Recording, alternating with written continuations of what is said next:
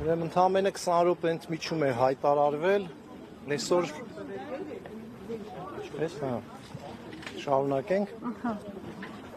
Այսօր հասել էինք միջնորդության քննարկման ժամանակ պաշտպանության կողմը իր դիրքորոշումները պետք է հայտներ քննիչի մեր գնահատմամբ ակնհայտ ապօրինի միջնորդության վերաբերյալ պաշտպաններից 6 պաշտպաններից 3-ը արդեն իրենց դիրքորոշումը հայտնել են, մնաց 3 պաշտպանների դիրքորոշումը, որից հետո նորից կհաջորդեն հարցադրումներ արդեն պաշտպաններին, նախաքննական մարմնի ներկայացուցիչները, իդեպ այսօր նաև դատախազը ներկայացել, որ անկեղծ ասեմ չեմ հիշում ազգանունը, դատախազելա ներկայացեմ, մի խոսքով 3 փաստաբաներ եւս իրենց դիրքորոշումը կհայտնեն, որից հետո դատարանը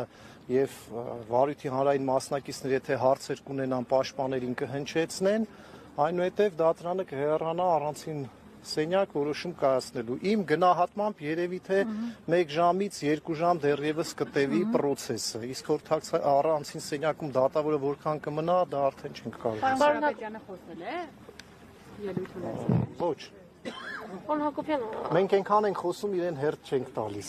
Ավելի քան կարծես 50 քննիչ չէ գործողներ գրաված դատարանում քանիսն են։ Քննչական խումբը բաղկացած է 53 քննիչներից, դատարան ներկայացել են 3 քննիչներ են եղել 3,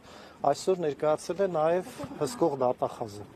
Իրենց դիրքորոշումը ո՞րն է, որ մարդը պետք է մնա կալանքի տակ, ինչ են պնդում, պարոն Հակոբյան։ Դե իրենք պնդում են, որ արկա է հիմնավոր կասկած վերագրվող արարքներում,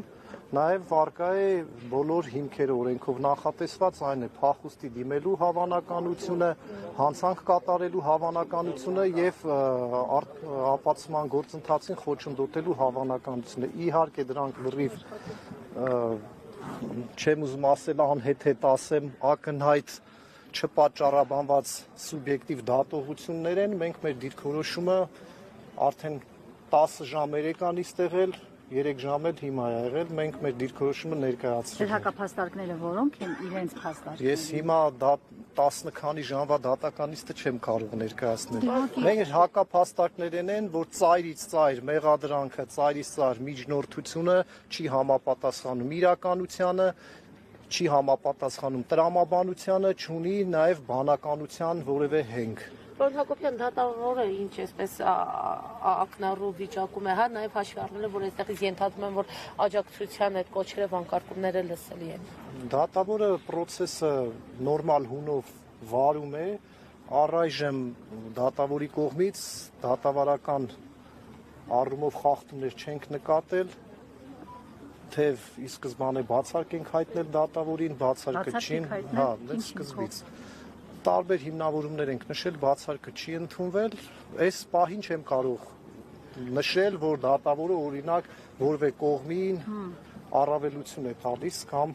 պակաս կարևորություն։ Իսկ այն հիմնավորումը կա, որ փաստաբանների շրջանում կարծիք կա նրա վերաբերյալ, որ քաղաքական որոշումները կայացնում օբյեկտիվ չի։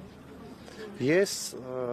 տվյալ նախագահող դատավորի հետ առաջի անգամ եմ դատական նիստի, ես երբ որ իմ սեփական կարծիքը կունենամ, նոր կարտահայտեմ։ Իսկ հանրային կարծիքը դուք ավելի լավ գիտեք։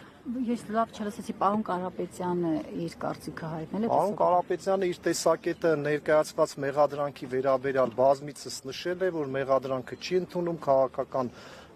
հետապնդում է եւ ավելին ասելու անհրաժեշտություն չկա։ Նույնը նաեւ միջնորդության վերաբերյալ ընդհանուր օգտագործել է աբսուրդային տերմինը։ Հասկանալ է, Տիկին Կասպարյան, դուք հավելել եք բան ունեք։ Ըստ էության իմ գործընկեր հավելեց, պետք է նշեմ, որ իմ գործընկերը ամբողջությամբ հավելեց։ Ես միայն կարող եմ մի բան նշել հստակ։ Մեզ համար փաստաբանների կողմից արդեն իսկ մինչ այս պահը հնչեցված հարց պատասխանները ելույթներից հետո դատարանին ամբողջությամբ բավարար է, որպեսզի դատարանի համար այս ամեն ինչը ակնհայտ ապօրինի հանդիսանալու վերաբերյալ հետևության հանգի։ Մասնավորապես իմ գործընկերներից մինչ այս պահը ելույթ են ունեցել Արմեն Ֆերոյանը, Ռուբեն Հակոբյանը եւ մեր հարգելի պարոն Ամստերդամը եւ վերջիններից ելույթից հետո իմ սուբյեկտիվ եւ վստահաբար կարող եմ ասել համոզվածությամբ այլևս կարիք չկա դատական նիստը շարունակելու, բայց մենք շարունակելու ենք։